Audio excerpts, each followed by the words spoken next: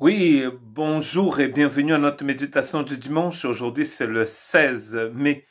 Je viens de rentrer donc d'un parcours d'une semaine sur le chemin du Nord, connu comme le chemin de la côte aussi, et qui est finalement le premier chemin de Compostelle établi à peu près à la fin du 9e siècle.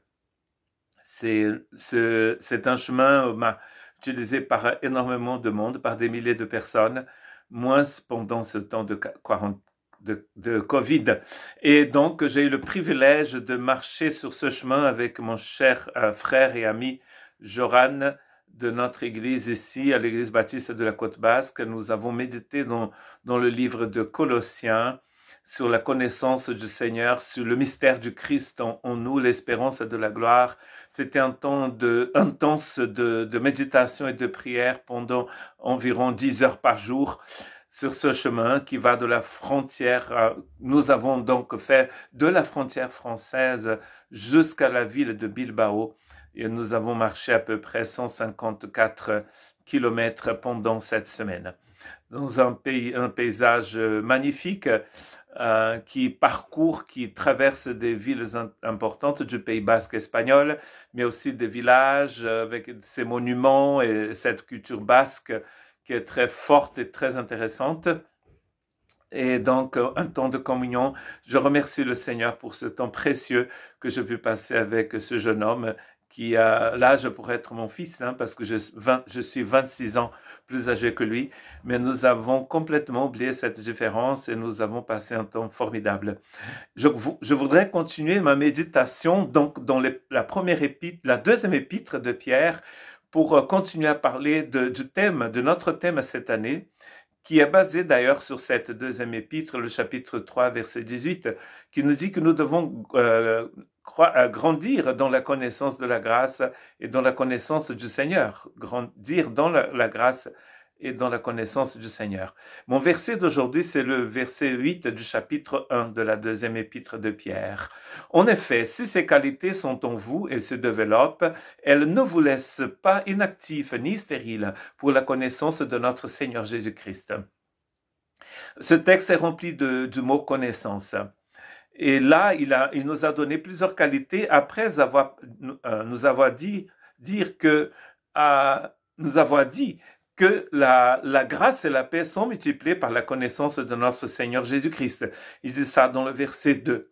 Et dans le verset 3, il dit que sa divine puissance nous a tout donné, tout ce qui est nécessaire à la vie et à la piété, au travers de la connaissance de notre Seigneur Jésus-Christ. Donc cela veut dire que Dieu, il vous donne donc un outil précieux pour que vous puissiez aller de l'avant, pour que vous puissiez grandir dans cette connaissance, pour que vous puissiez passer du stade d'enfant, de bébé, à un stade de maturité où vous allez pouvoir vous reproduire. C'est-à-dire que ce que vous avez reçu, vous allez pouvoir partager. L'agapé que vous avez reçu, vous allez pouvoir le partager, c'est-à-dire l'amour de Dieu. Et ensuite, il va nous dire qu'il a un effort à faire de notre part pour pouvoir progresser. Et il va utiliser une expression pour nous dire qu'il faut rajouter à certaines choses d'autres choses. Par exemple, à la fois une qualité morale. La qualité morale, la connaissance. À la connaissance, la maîtrise de soi. Et tout cela, ce sont les fruits de l'esprit, n'est-ce pas? À la maîtrise de soi, la persévérance. À la persévérance, la piété. À la piété, l'amour fraternel. Pierre va utiliser deux mots pour amour. L'amour de Dieu, agapé, et l'amour fraternel, philéa. Donc cela veut dire que Dieu déverse dans votre cœur son amour, mais c'est à vous de mettre en pratique cet amour en faisant des amis dans le corps du Christ. Vous êtes aussi amis, vous devenez aussi amis du Seigneur qui a déjà déclaré son amour pour vous, et vous devez aussi devenir amis les uns des autres. En effet, et on cite dans notre verset 8, il dit que en effet, si ces qualités sont présentes en nous, nous allons donc grandir. Nous n'allons pas rester inactifs ni stériles pour la connaissance. Vous voyez que ça commence par la connaissance, la grâce se multiplie par la connaissance du Seigneur, c'est-à-dire nous rentrons dans une relation avec lui.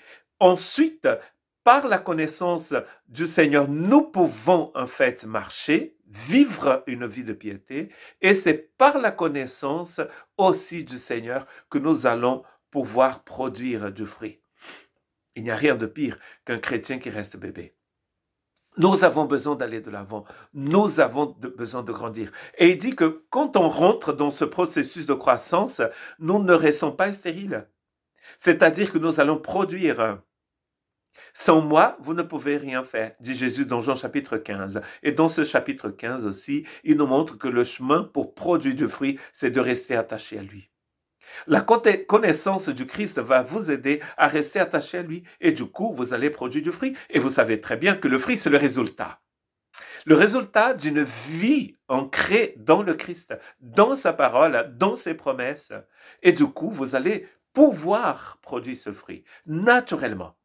Les gens vont vous voir, vont regarder comment vous vivez et vous allez sentir, ils vont voir en fait que vous êtes différent. Et on n'a pas besoin de grands discours. On a juste besoin de vivre. Que Dieu vous bénisse.